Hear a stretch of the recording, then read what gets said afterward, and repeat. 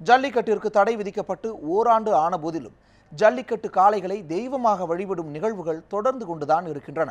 அதன் சாட்சியாக இறந்து போன ஜல்லிக்கட்டு காளையை சகல மரியாதையுடன் அடக்கம் செய்யும் நிகழ்வு மதுரையில் நடைபெற்றது. மதுரை சக்கிமங்கலம் கிராமத்தில் ஐயனார் கோவிலுக்கு சொந்தமான ஊர்காலை ஒன்றினை அக்கிராம மக்கள் அனைவரும் வளர்த்து வந்தனர். 30க்கும் மேற்பட்ட ஜல்லிக்கட்டுகளில் அடங்க மறுத்த 18 வயதான இந்த காளை இருந்தது கிராம மக்களை துயரத்தில் ஆழ்த்தியுள்ளது. 18 வருஷமாக வளர்க்குறோம். ஊர்கால ஐயன் கோயில் கிராமத்து பொது காரியம், பொதுவுக்கு எல்லா கிராமத்துக்கு பொறுப்பானது கோயில். இது 2 வருஷமாக கண்ணுங்கருத்துமாக கழிக்கிறோம். இப்போ நேற்று என்னமோ ஒரு விஷயம் ஆகிப்போமா கிராமமே ஒரு சோகத்தில் இருக்கிறோம். எல்லாருமே சோகமாக இருக்கிறோம். நான் அடுத்து ஒரு மாடு வாங்கி அந்த தெய்வத்துக்கு விடணும்னு இருக்கிறோம். இறந்து போன ஐயனார் கோவில் ஜல்லிக்கட்டு காளையை அலங்கரிக்கப்பட்ட மாட்டு வண்டியில் வைத்து அதற்கு சந்தனமிட்டு மாலை அணிவித்து பட்டாசு வெடித்து ஒரு மனிதரின் இறுதி யாத்திரைக்கு செய்யப்படும் அனைத்து மரியாதைகளையும் செய்து ஊரை சுற்றி வலம் வந்து அடக்கம் செய்தனர். சின்ன கண்டில் வாங்கினேன்.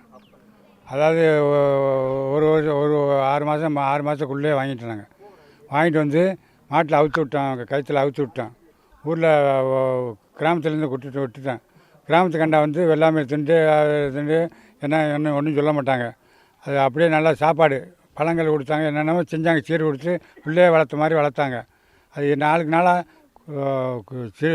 குறிய நாளில் பெரிய மாடாக வந்துருச்சு. அது கிராமத்துக்காரங்க ஆதரவு பண்ணதில் பெரிய மாடாக வந்துருச்சு.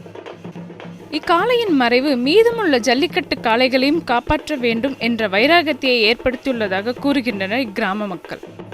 மாட்டுக்கு தண்ணியில் நீச்சல் போடுவோம், கயிறை கட்டி விளாட்டு காட்டுவோம், மண்ணு குத்து விடுவோம், அரிசி பச்சரிசி ஊரில் எல்லா பணியும் வைப்போம். பருத்தி விதை சாப்பாடு இதெல்லாம் அப்போ வேணும்ன்றது மாட்டுக்கு என்னென்ன தேவையோ எல்லாம் சத்தானதை புறமே கொடுத்துருவோம். 1 மாதத்துக்கு முன்னே வீட்டில் கட்டி போட்டு அதுக்கு பயிற்சி விடுவோம். மண்ணு குத்த விடுவோம், கொண்டு போய் கம்மாயில் நல்லா நீச்சல் போடுவோம். இந்த மாதிரி இதுகளை சத்தானதை கொடுத்து ஏற்றிட்டு போய் இது 30 வஞ்சருக்கு மேலே போயிருக்கு. இது எதுலையும் பிடிபட்டது கிடையாது. வெள்ளி காசு, தங்க காசு, சைக்கிள், அண்டா, தங்க காசு எல்லாமே வாங்கியிருக்கு. இது பிடிபட்டதே கிடையாது.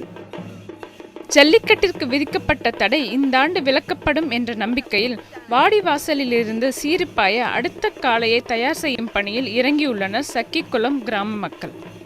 வினோத் மற்றும் ஜான்சி மாலாஸ்ரீ, நியூஸ் 7 தமிழ், மதுரை.